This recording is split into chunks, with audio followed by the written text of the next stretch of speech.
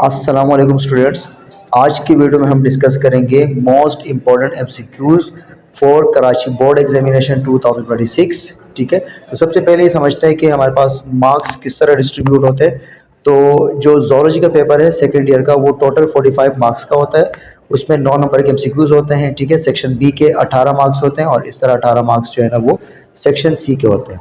Section A में total आपके पास 18 MCQs होते हैं और एक एमसीक्यूज का हाफ मार्क होता है। ठीक है, तो ये पूरा आपने 18 एमसीक्यूज अटेम्प्ट करने होते हैं। इस तरह सेक्शन बी में आपको 9 क्वेश्चन अटेम्प्ट करने होते हैं और एक क्वेश्चन के 2 मार्क होते हैं।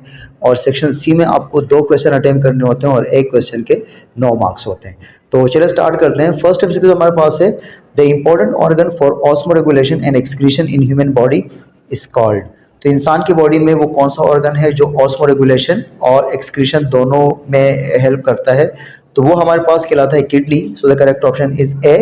किडनी ऑस्मो रेगुलेशन भी परफॉर्म करता है और साथ साथ एक्सक्रीशन भी परफॉर्म करता है। एमसीक्यू नंबर 2 हमारे पास है, the largest part of the human brain is. इंसान के ब्रेन का सबसे लार्जेस्ट पार्ट कौन सा होता है? तो ये तो बिल्कुल आसान एमसीक्यूज है। यहाँ पर करेक्ट ऑप्शन है ए, यानी कि फोर ब्रेन। ठीक है, सेरिब्रम भी लार्जेस्ट पार्ट है, लेकिन यहाँ पर बेस्ट ऑप्शन जो हमारे पास है वो है फोर ब्रेन। एमसीक्यू नंबर 3 हमारे पास है, an antagonist muscle is relax while the other side opposite to the antagonist muscle।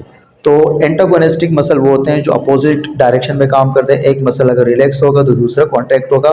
तो यहाँ पर पूछा गया कि अगर एक मसल रिलैक्स होता है तो डेफिनेटली दूसरा कॉन्ट्रैक्ट होगा। So the correct option is A. MCQ number 4 हमारे पास है, the ignorance of animal to repeated stimulus is called. तो वो कौन सा बिहेवियर है जिसमें एनिमल जो स्टिमुलस है, जो इन्वायरमेंट के अंदर चेंज होती है, उसके खिलाफ रिस्पॉन्स करना, इग्नोर कर लेता है, मतलब बार बार रिस्पॉन्स नहीं करता, तो वो हमारे पास कहलाता है habituation. So the correct option is C. MCQ number 5 हमारे पास है, what is the medical term for the miscarriage. Miscarriage के लिए कौन सा मेडिकल टर्म यूज किया जाता है? तो यहाँ पर हमारे पास करेक्ट ऑप्शन है स्पॉन्टेनियस अबॉर्शन। एमसीक्यू नंबर 6 हमारे पास है, the cell in the seminiferous tubule that produce sperm. तो वो कौन से सेल होते हैं सेमेनिफेरस ट्यूब्यूल के अंदर जो स्पर्म को प्रोड्यूस करते हैं? तो वो हमारे पास कहलाते हैं Sertoli cell. So the correct option is D. MCQ number 7 हमारे पास है, ADH release from the which gland. तो एडीएच यानी कि एंटी डायूरेटिक हार्मोन कौन से ग्लैंड से रिलीज होता है? तो यहाँ पर करेक्ट ऑप्शन है बी, यानी कि पिट्यूटरी ग्लैंड। और आपको ये बात याद रखनी है कि जो पिट्यूटरी ग्लैंड है इसके 2 लोब होते हैं। ठीक है, जो एंटीरियर लोब है वो हमारे पास डिफरेंट हार्मोन रिलीज करता है। ठीक है, जैसे इसमें हमारे पास थायराइड स्टिमुलेटिंग हार्मोन है, ठीक है, ग्रोथ हार्मोन है, मेलेनोसाइट हार्मोन वगैरह है। और ये जो एडीएच है और ऑक्सीटोसिन है ये पोस्टीरियर लोब से रिलीज होते हैं। तो यहाँ पर हमारे पास करेक्ट ऑप्शन है बी। एमसीक्यू नंबर 7 हमारे पास है, the part of sperm that contain enzyme use in the penetration. तो स्पर्म का वो पार्ट कौन सा पार्ट होता है जिसके अंदर एंजाइम होता है और पेनिट्रेशन में हेल्प करता है? तो वो हमारे पास कहलाता है acrosome. So the correct option is C. MCQ number 9 हमारे पास है, the hormones of short chain of amino acid are called. तो short chain of amino acid जो हमारे पास हार्मोन है वो कहलाते हैं पेप्टाइड हार्मोन। एमसीक्यू नंबर 10 हमारे पास है, this hormone stimulate the contraction of uterine muscle. तो यूट्रस के अंदर जो यूट्राइन वॉल के अंदर जो मसल पाया जाता है वो स्मूथ मसल होता है और उनके कॉन्ट्रैक्शन में कौन सा हार्मोन हेल्प करवाता है? तो वो हमारे पास होता है oxytocin. So the correct option is A. MCQ number 11 हमारे पास है, a nervous system can alter activate in its target cells in muscle and gland because. तो यहाँ पर जो करेक्ट ऑप्शन है वो है बी, यानी कि the target cell have receptor protein for their signal release by the nervous system. MCQ number 12 हमारे पास है, human embryonic development occur in. तो इंसान का जो एम्ब्रियोनिक डेवलपमेंट है वो कहाँ पर होता है? तो वो यूट्रस के अंदर होता है। So the correct option is A. MCQ number 13 हमारे पास है, which of the following statement about hormone is incorrect. ये 4 स्टेटमेंट दिए गए हैं, पूछा गया कि इनमें से कौन सा स्टेटमेंट हार्मोन के बारे में इनकरेक्ट है।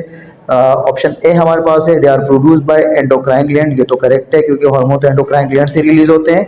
ऑप्शन बी हमारे पास है, they are carried by the circulatory system. ये भी करेक्ट है क्योंकि हार्मोन को टारगेट सेल तक या आप भी कह सकते हैं कि टारगेट ऑर्गन तक पहुंचाना काम सर्कुलेटरी सिस्टम का होता है, ब्लड का होता है। ऑप्शन सी हमारे पास है, they are modified amino acid protein और स्टेरॉइड मॉलिक्यूल। तो हमें ये भी पता है कि जो हमारे पास हार्मोन होते हैं, ये या तो मॉडिफाइड अमाइनो एसिड से बने होते हैं, या तो डायरेक्ट प्रोटीन से बने होते हैं, या जो है ना ये स्टेरॉइड नेचर के होते हैं। ऑप्शन डी हमारे पास है they are use to communicate between the different organism. तो ये इनकरेक्ट स्टेटमेंट है क्योंकि हार्मोन कम्युनिकेशन में हेल्प नहीं करवाते। एमसीक्यू नंबर 14 हमारे पास है kidney enclose in a membrane is called. तो किडनी के ऊपर एक मेम्ब्रेन पाया जाता है, पूछा गया कि उस मेम्ब्रेन का नाम बताएं कि वो मेम्ब्रेन क्या कहलाता है। तो वो हमारे पास कहलाता है peritoneum. So the correct option is C. बाकी जो हमारे पास तीन मेम्ब्रेन है, मेनिंजेस जो है ना ये ब्रेन के ऊपर पाया जाता है, ये तीन मेम्ब्रेन होते हैं, ठीक है। और जो प्लूरा है ये लंग्स के ऊपर मेम्ब्रेन पाया जाता है, और जो पेरिकार्डियम है ये हार्ट के ऊपर पाया जाता है। एमसीक्यू नंबर 15 हमारे पास है glomerulus have the specialized cell that are rub around the blood capillaries that play a active role in penetrating plasma protein from the entering the urinary ultrafiltrate। तो वो कौन से सेल्स होते हैं जो ग्लोमेरुलस के जो कैपिलरीज है उनके आसपास पाए जाते हैं और वो प्लाज्मा को फिल्ट्रेट के अंदर जाने से रोकते हैं। तो वो सेल्स हमारे पास क्या कहलाते हैं, वो कहलाते हैं podocyte cells. So the correct option is B. MCQ number 16 हमारे पास है the heart muscle arrange in a branching network where cells are joint together and making a. तो यहाँ पर करेक्ट ऑप्शन है ए यानी कि सेंशियम। एमसीक्यू नंबर 17 हमारे पास है which of the following gland is not related to the male reproductive system. तो नीचे चार ग्लैंड दिए गए हैं, चार ग्लैंड के नाम दिए गए हैं, पूछा गया कि इनमें से कौन सा ग्लैंड है जो मेल रिप्रोडक्टिव सिस्टम के साथ रिलेटेड नहीं है। तो समाइनल वेसिकल, बल्बोथेरियल ग्लैंड और प्रोस्टेट ग्लैंड ये तीनों रिलेटेड है मेल रिप्रोडक्टिव सिस्टम के साथ। थाइमस ग्लैंड रिलेटेड नहीं है। So the correct option is B. Last and 18 MCQ हमारे पास है cartilage are composed of special type of cell are known as.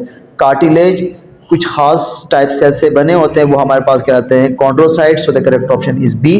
बाकी जो बोन के अंदर मेन सेल होते हैं जो ज्यादा मिकदार में होते हैं वो कहलाते हैं ऑस्टियोसाइट, और ऑस्टियोब्लास्ट और ऑस्टियोक्लास्ट भी बोन के अंदर ही होते हैं, ठीक है। ऑस्टियो का मतलब होता है बोन और कॉन्ड्रो का मतलब होता है cartilage. Okay student, so this is most important MCQs for the board examination of 2026.